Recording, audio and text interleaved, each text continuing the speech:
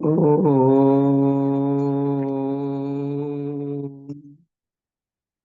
विश्वानि देव सवितर्दुरितानि परासुव यद्भद्रं तन्नः ॐ शान्ति शान्ति शान्ति वसुदेवसुतं देवं कंसचाणूर्यमर्दनं देवकी परमानन्दं कृष्णं वन्दे जगद्गुरुं श्री सद्गुरुदेव भगवान की जय। प्रस्तुत श्रीमद् भगवद गीता का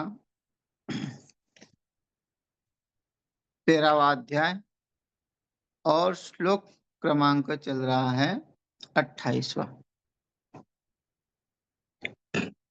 यहाँ भी भगवान यही कहते संभाव की समभाव जिसमें होता है वही व्यक्ति परम गति को प्राप्त होता है।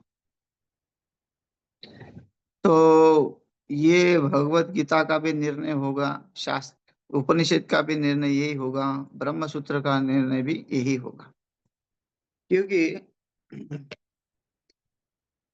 परम गति भगवान पर है ना, अपर नहीं है, सबसे पर है और उसमें ही उसकी गति होनी चाहिए।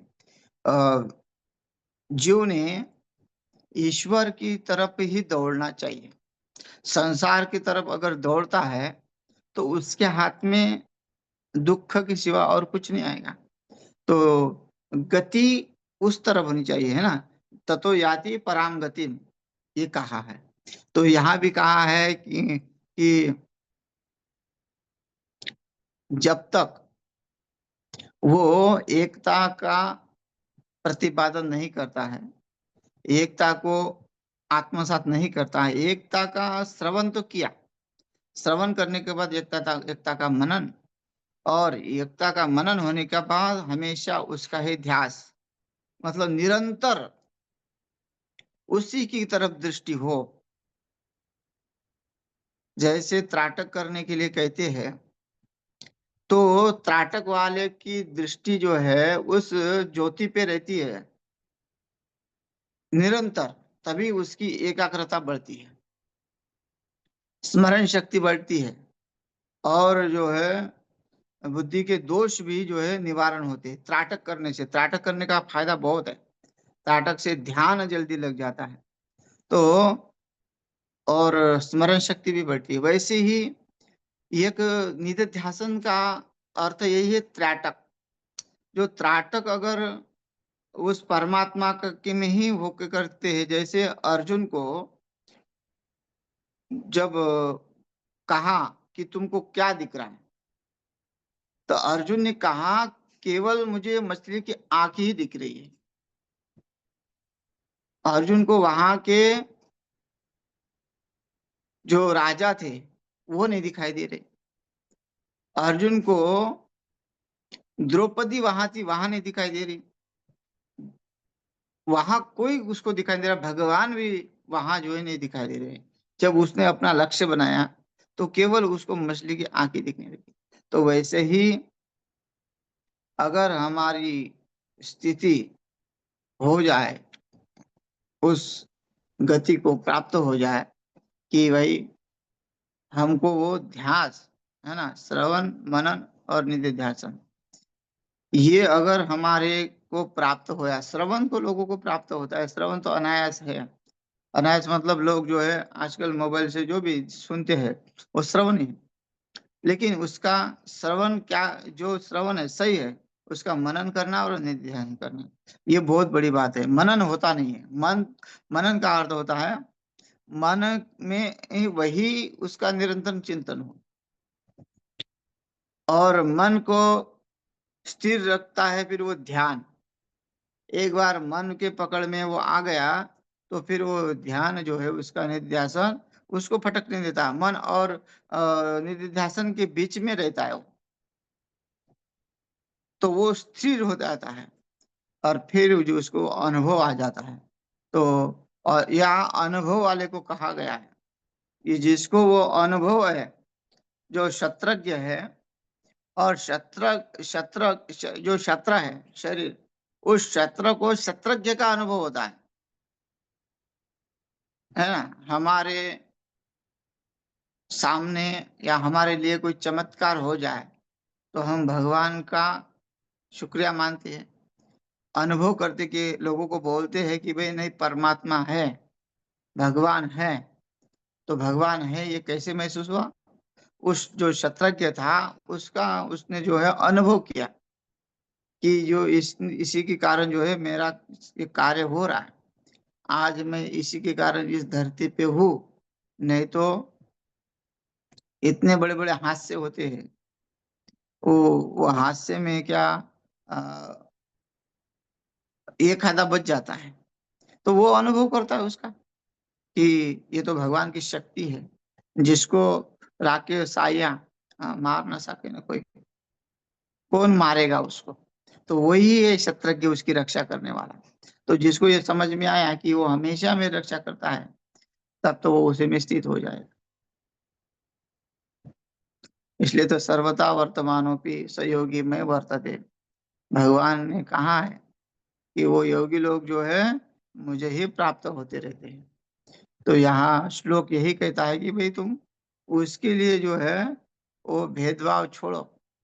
पहले तुम्हारे मन को तुमको समझाना पड़ेगा कि ईश्वर सर्वभूतानां। जब ये तुमने सुन लिया तो तुम क्यों नहीं मानते हो?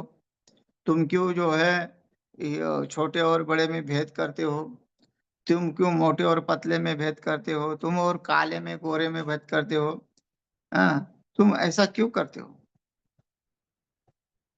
उसको भी दो हाथ है, इसको भी दो हाथ है, उसको भी एक नाक है, इसको भी एक नाक है। तो ये सब अवयव जिसके समान हो, तो तुम्हारी बुद्धि समान क्यों नहीं है? जब अवयव समान है, हाँ, दो आंख है, दो पैर है, दो हाथ है, दो कान है, ये सब है, हाँ, तो तुम्हारे जैसा वो है, तो समझना कि वो भी समान है, तुम भी समान हो। तो फिर तुम्हारे बुद्धि को भी समान बनना पड़ेगा, तभी जो है उस परम गति को प्राप्त होगा। तो यह श्लोक में यही कहते हैं कि जो देखता है वो सर्वत्र, एक ऐसा नहीं कि एक में देख लिया तो हो गया, नहीं, सर्वत्र उसकी अवस्था जो है ईश्वर में लग जाती है। समम पश्यन् हि सर्वत्र समवस्थितमीश्वरम् न हि न हिनस्त्यात्मनात्मानं ततो याति परां गतिम। कहते हैं कि जो पहले कहा था, यहाँ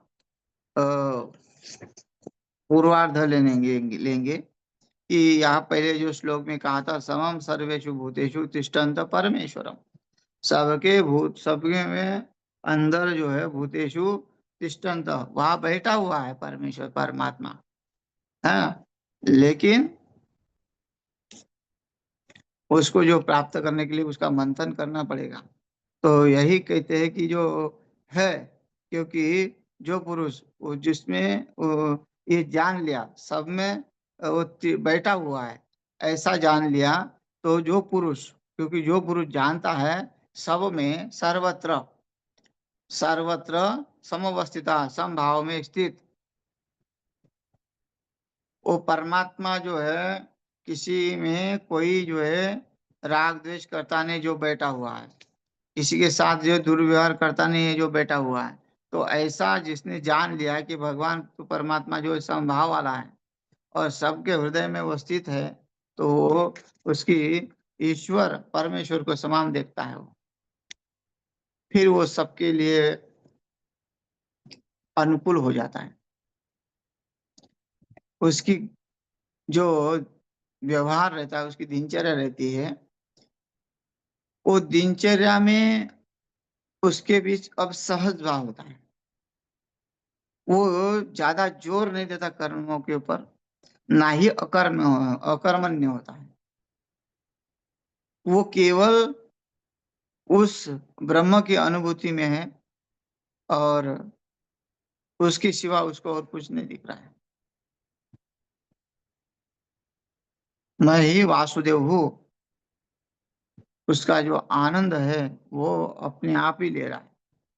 तो यह समम पश्यन्हि सर्वत्र, जो सब को समान देख रहा है, सर्वत्र देख रहा है। और समवस्थित ईश्वरम, यहाँ सब भाव से, एक भाव नहीं है, समभाव से जो है अवस्थित उस परमात्मा को देखता हुआ अपने ही द्वारा, आत्मानाम, आत्मना, आत्मानाम, मतलब यहाँ जैसे शस्त्र और शस्त्रज्ञ था, वो शस्त्र और शस्त्रज्ञ है वह सुना था, लेकिन यहाँ शस्त्रज्ञ का अनुभव कर रहा है अपने में ही, आत्मानाम मतलब अपने को भी बिना फिर देखिए कि शरीर को भी वो भिन्न नहीं मान रहा है। यहाँ अभी शस्त्र और शस्त्रज्ञ क्यों नहीं कहा, यहाँ आत्माना आत्मानम क्यों कहा, क्योंकि अब उसकी ऐसी स्थिति हो गई है कि उसके लिए कोई शरीर है ही नहीं, केवल केवल आत्मा ही बचा हुआ है, इसलिए उस शरीर को भी आत्मा कहा। और कई नास्तिक लोग अगर सोचेंगे कि शरीर को आत्मा है तो ये बस इसी का ही सुख भोगो, यही सुखी रखने वाला है, यावत जीवम सुखम जीवत ऋणम कृत्वा घृतम पिबेत भस्माभूत से देह से कुत आगमनम पुनः, है ना। यहाँ आना जाना कहाँ से होगा, क्योंकि आना जाना तो वेदांत में भी नहीं है और नास्तिकों में भी आना जाना नहीं है, पुनर्आगमन कुत, पुनर्जन्म ही नहीं है, और वेदांत भी कहता है कि पुनर्जन्म नहीं है, तो दोनों में से कौन सा सत्य है। और यहाँ यही कह रहे हैं कि यहाँ भी कह रहे हैं कि आत्मान आत्मान, तो अपने द्वारा, अपने को, जो अपना कौन है और अपने द्वारा देख रहा है, मतलब इस शरीर के द्वारा ही अपने को देख रहा है। अब पहले कहता था कि ये मेरा हाथ है, ये मेरा पैर है, ये मेरा शरीर है। अब उसका अपना जो मेरा शरीर था, मेरा कहता था, वो अब नष्ट हो गया, फिर वो अपने को ही अपने में देख रहा है ना। अब शरीर का वो हाथ ही वही है, एक कान ही वही है, वो श्रवण करता और श्रवण कराता वही है, वो देखता और दिखाता वही है, सूंघता और सूंघाता वही है, चखता और चखाता वही है, चलता और चलाता वही है। वो सब उसमें जो है चलने वाला, हम सब भी पैर चल रहे, है ना, लेकिन पैर नहीं चल रहे, वो पैर ही है और पैर को ही चला रहा है, अपने आप को ही चला रहा है। ऐसे ही आत्माना आत्मानम, ये जो है वो अपने शरीर को भी भिन्न नहीं मान। कई लोग शंका करेंगे फिर अगर यहाँ शरीर कहते तो उसकी स्थिति कहाँ हो गई है, अगर यहाँ शत्रज्ञ कहते, शत्र और शत्रज्ञ कहते तो उसकी स्थिति नहीं बनती, क्योंकि शत्र और शत्रज्ञ का ज्ञान उसको तो हो गया है। शत्र शरीर को कहते हैं, शत्रज्ञ उसमें अंदर रहते, वो उसने समझ लिया, लेकिन वो शत्रज्ञ का जब अनुभव किया तो फिर उसका शरीर भाव नष्ट हो गया, शत्रु भाव नष्ट हो गया, फिर वो शत्रु को कैसे शत्रु कहेगा, इसलिए वो शत्रु को भी आत्मा कहा। तो यहाँ आत्माना आत्मानम, अपने द्वारा ही अब उसको कहीं भी जो है डर नहीं रहा, है ना। इसलिए तो प्रहलाद जी को कढ़ाई में तला, गरम तेल में डालकर तलने की कोशिश की, अग्नि में जलाने की कोशिश की, जल में डुबाने की कोशिश की उनके पिता ने। तो ये शरीर भाव जब समाप्त होता है, जब आत्मा है तो आत्मा तो अजर अमर है, तो वो शरीर भी उसका जो अजर अमर हो जाता है, या वो छोड़े या उसको साथ लेके जाए, वो उसके ऊपर निर्भर करता है। साथ लेके जा भी सकता है और या छोड़ भी सकता है। अब यहाँ तो भगवान ने भी साथ में शरीर ने लेके, लेकिन कई संतों ने, ध्रुव जी महाराज ने, संत तुकाराम महाराज जो है, तो कई लोग साथ में शरीर लेके गए हैं। इसका अर्थ ये है कि जो उनको आना है अगर वापस आना है तो उसी शरीर के साथ आएंगे। अगर उनके कार्य कुछ उनको स्मरण करता है, कोई कार्य कुछ बचे तो वो आते हैं, अपनी इच्छा से वैकुंठ जाते हैं, अपने धाम जाते हैं, वो आते हैं, है ना। संत तुकाराम महाराज कहते हैं कि 2-3 बार जो है जाके नीचे आ गए। एक उनके पुत्र के लिए आए और एक उनके शिष्य के लिए आए। उनके शिष्य ने, देखो शरीर का बता रहा हूँ कि शरीर भाव होने के बाद भी अहम ब्रह्मास्मि भाव है, तो शरीर तो आत्मा है, उनके लिए कोई शरीर छोड़ना और पकड़ना कोई ये बात नहीं है। उनकी तो ब्रह्म स्थिति जो है वो बता रहा हूँ। तो जब यहाँ श्लोक क्या है, क्या बोलता है कि आत्माना आत्मानम, जब उसका शरीर भाव समाप्त हो गया और वो शरीर भी लेके जाएगा तो वो आत्मा ही लेके जा रहा है ना। और फिर वो उस शरीर को साथ में ले रहा है, उसकी इतना इनके अंदर पावर है, वो करतुम अकर्तुम शक्ति जो बोलते हैं वो उसमें आ गई है। तभी तो वो आते हैं, जब जरूर पड़े तो आते हैं। तो वही वो संत तुकाराम महाराज जब गए तो उनके शिष्य जो थे नीड़ोबा, उन्होंने देखा कि मेरे गुरुजी मिले बिना चले गए, मैं मिला नहीं, उनको दर्शन नहीं किया, और मेरी ऐसी क्या गलती थी सेवा में, क्योंकि उनकी सेवा में थे वो। तो फिर उन्होंने खाना पीना छोड़ दिया कि मैं अपने गुरुजी के बिना नहीं रह पाऊंगा। तो 40 दिन के बाद भगवान खुद आए और भगवान ने कहा, देखो यहाँ शंका लेने की जरूरत नहीं कि भगवान अलग है और संत तुकाराम महाराज अलग है, दो रूप है, तुमको कौन चाहिए। भगवान कहते ना कि जो जो जिसका स्मरण करेगा, ये था माम प्रपद्यन्ते तांस तथैवं भजाम्यहम्, जैसे रूप में देखेगा मुझे मैं वैसे रूप में प्राप्त हो जाऊंगा, पिता के रूप में, पुत्र के रूप में, भाई के रूप में, गुरु के रूप में, जैसा भी हो मैं उसको प्राप्त हो जाऊं। तो यहाँ भगवान आए उसकी परीक्षा लेने के लिए, या फिर समाज को ये दिखाने के लिए कि संत का दर्जा कितना बड़ा होता है, और संत ही भगवंत है। तो वो कहने लगे कि भाई तेरे तेरे लिए मैं आया हूँ, भगवान ने कहा मैं तेरे लिए आया हूँ। तो उन्होंने कहा कि मैंने तो आपको बुलाया नहीं, आप क्यों आए, आपको बुलाना तो आप है, बिना बुलाए आना अच्छा नहीं है। तो उसी समय भगवान का रूप बदल गया और संत तुकाराम महाराज जी का रूप हो गया। ऐसी कथा आती है। हाँ, ऐसे संतों के प्रमाण भी है, उनके बारे में जो संतों ने लिख रखा है वो है। तो ये सब मानना पड़ेगा, क्योंकि शास्त्रों के तो विरुद्ध है नहीं। यहाँ भी यही कहते हैं, आत्माना आत्मानम, अपने द्वारा अपने को।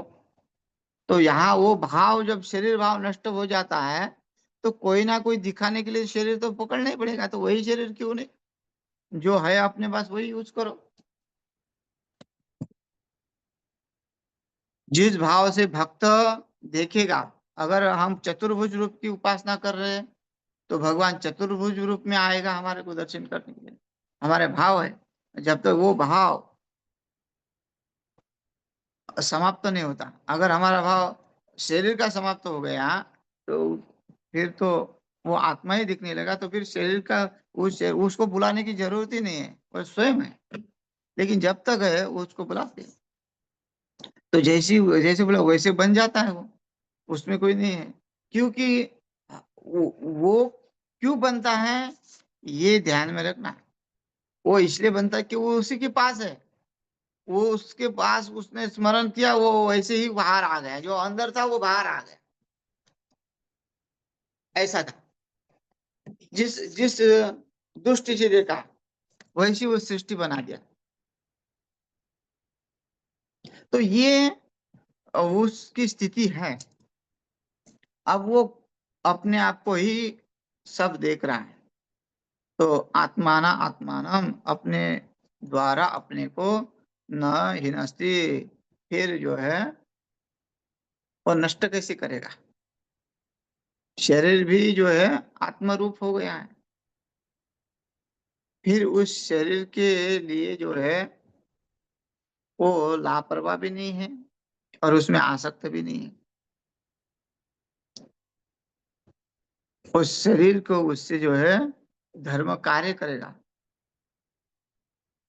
आत्मानम न हिनस्ति, वो अपने को नष्ट नहीं करता अपने द्वारा ही। यहाँ अपने द्वारा ही नष्ट नहीं करता का मतलब ये है कि भी उसकी बुद्धि जो है कभी समझ से अलग नहीं होगी, समत्व से अलग नहीं होगी। उसकी बुद्धि में कोई भी कुबुद्धि नहीं आएगी। अपने जो आदमी नष्ट कब होता है, ऐसा नहीं कि शरीर कटने और गलने से ही नष्ट हो जाता, नहीं। जब आदमी की बुद्धि खराब हो जाती है। हाँ। स्मृतिर भ्रंशात बुद्धि नाशो, बुद्धि नाशात प्रणश्यति। यहाँ स्मृति का जब नाश हो जाता है, नष्ट हो जाता है, वो जीते जी मर जाता है। दुर्योधन जीते जी मर गया। कंस को जीते जी मृत्यु दिख रही है। कभी गधे को बैठा हुआ दिख रहा है, कभी यमराज उसके गले में फांस डाल के खींच रहे दिख रहा है, कभी खाता है तो जीरे में काल दिख रहा है। तो जीते जी वो दिख रहा है, जिसकी बुद्धि नष्ट हो गई है। तो वो यहाँ उसका वो नष्ट नहीं होता। वो अपने को नष्ट नहीं करता, या फिर वो नाशवान नहीं समझता है। भगवान ने इसलिए तो कहा है कि जो नैनम छिन्दन्ति शस्त्राणि नैनम दहति पावका न चैनम क्लेदयन्ति आपो न शोषयति मारुतः। न ही वो नष्ट होता है किसी से, न कटता है, न गलता है, न जलता है। तो भाई तू जिसके द्वारा ये सोच रहा है, वो उसका तो काम नहीं है। वो तो उसका तो वो उसके लिए तो ये सब जो है नष्ट ही नहीं होते कभी। तू उस शरीर के द्वारा सोच रहा है, लेकिन उसके द्वारा सोचता तो ये सब कुछ है नहीं। हाँ। इसलिए जो जिसको तू सोच रहा है वो है ही नहीं, वो शरीर है। और शरीर का भाव कुछ है नहीं, शरीर है ही नहीं, वो आत्म भाव है। अगर तू उसको समझेगा कि वो आत्म भाव है तो फिर वो नष्ट होने वाला नहीं है। तुझे केवल क्रिया करनी है। तुझे जो सदाचार रखना है, आचरण रखना है। क्योंकि जगत कल्याण के लिए यदेदाचर्य श्रेष्ठ तदेव चलो, ये जो सब खेल है, उस खेल में तुम सम्मिलित हो जाओ। उस खेल का तनाव मत लो। खेल समाप्त करने वाला भी वही है, और खेल को शुरुआत करने वाला भी वही है, और खेल खेलने वाला भी वही है। ऐसा नहीं कि खेल खेलने वाला दूसरा है, खेल शुरू करने वाला दूसरा है, खेल समाप्त करने वाला दूसरा है, नहीं। वो सब वही है। बस हमको वो दृष्टि प्राप्त करना है। इसलिए वो अपने आप को नष्ट नहीं करता, न ही नस्ती। वो उसके माध्यम से, या फिर वो नष्ट नहीं करता का मतलब ये है कि वो थोड़ा भी समय व्यर्थ नहीं गमाता देखने वाला। इस संसार की तरफ नहीं देखता। संसार की तरफ देखना मतलब नष्ट होना है। संसार का भोग भोगना मतलब नष्ट होना है। भोगे न भोक्ता वयमेव भोक्ता, तपो न तपता वयमेव तपता, तृष्णा न जीर्णा वयमेव जीर्णा। ना भोग भोग हमको भोग नहीं रहे। अच्छा, हम भोग को भोग नहीं रहे, भोग हमको भोग रहे, हमको ताप तपा रहे हैं। तो ये जो है तृष्णा हमारी समाप्त नहीं हो रही। तो ये तृष्णा हमको निकल रही है। हम तृष्णा को शांत नहीं कर रहे हैं। तो यही है, वो वो उसमें नष्ट नहीं करता। वो इसी से वो शरीर से जो है उस परमात्मा को ही प्राप्त करता है। और जब जिस समय वो परमात्मा को प्राप्त करेगा, वो समभाव से, उस समय उसकी गति जो है उस परमात्मा में लग जाएगी। इसलिए बोले ततो परा यातिम गतिम, गतिम याति। हाँ, परम गति को प्राप्त होता है। किसके द्वारा?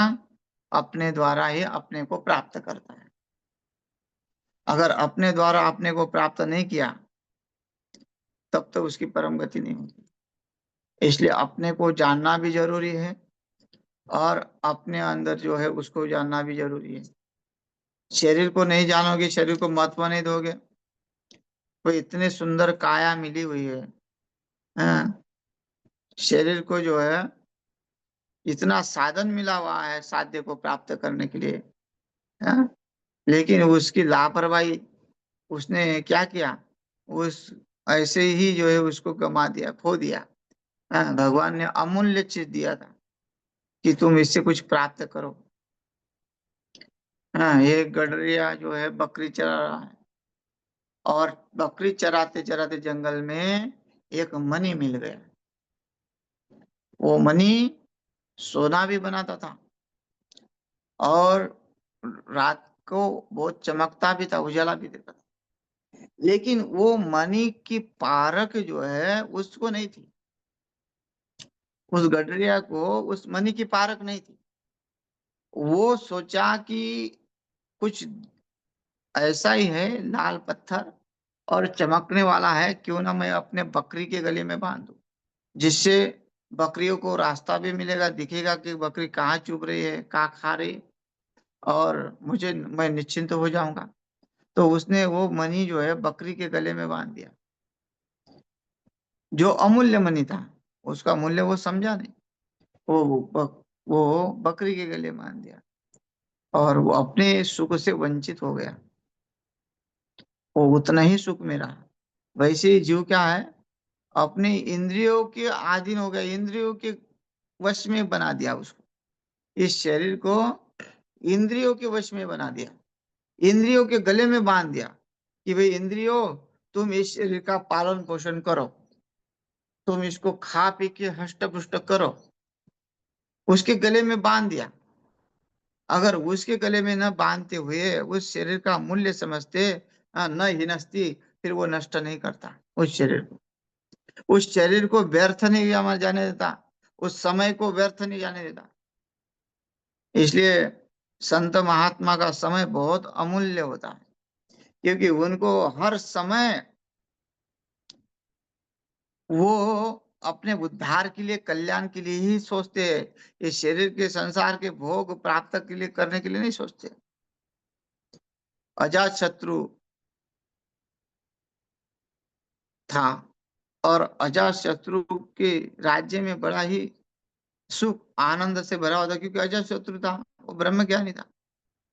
और उसके राज्य में रहने वाले ऋषि मुनि भी उस साधना में रुट थे। कई कई बार उसके साधना के बारे में उस अजात शत्रु के पास परामर्श लेने के लिए आते थे, अपना शंका समाधान निरसन करने के लिए आते थे।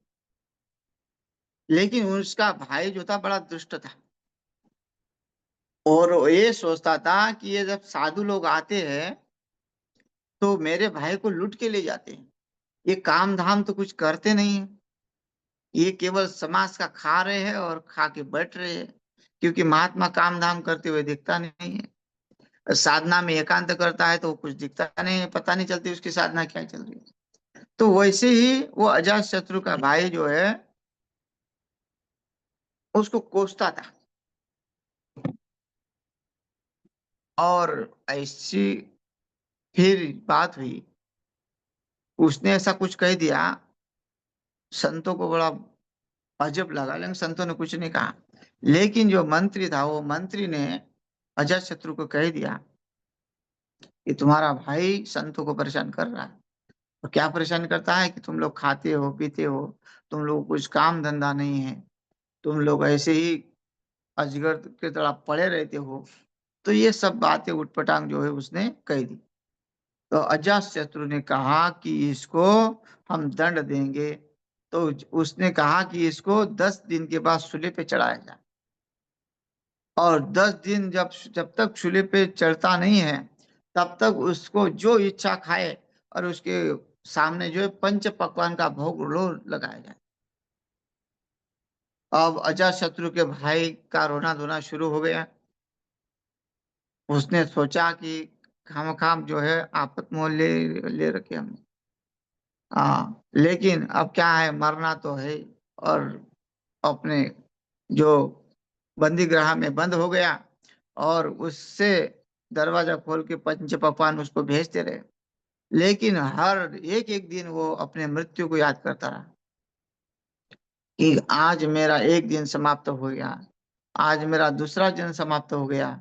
अच्छा, उसको उतना खाने पीने का सामग्री दिया था, वो खाने पीने की सामग्री के ऊपर ध्यान नहीं है, केवल उसको अपनी मृत्यु देख रहा था कि कैसी मेरी मृत्यु मेरे नजदीक आ रही है, 10 दिन के बाद मैं शूले पे चढ़ जाऊंगा, मेरा अस्तित्व समाप्त हो जाएगा,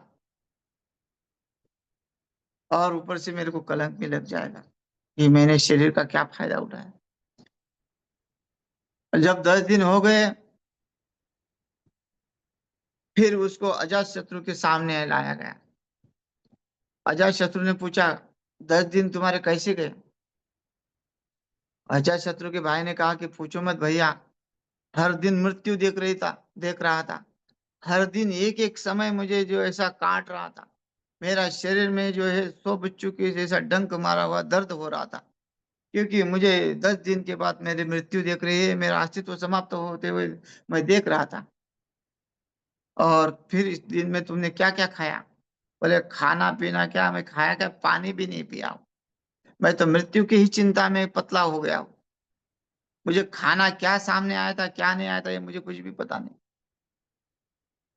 तो अजात शत्रु ने कहा कि भैया ऐसा है, जिन संत महात्माओं के बारे में तुम बोल रहे थे ना, उनकी भी व्यवस्था ऐसी ही है। बस वो उस बंदे गृह में नहीं, क्योंकि वो इंद्रियों से मुक्त हो गए हैं। तो वो जो है उनकी अवस्था तुम्हारे जैसी ही है। वो भी हर दिन अपने मृत्यु को देखते हैं, लेकिन वो अपने शरीर को नष्ट नहीं करते हैं। वो उस परमात्मा से जुड़े हुए हैं।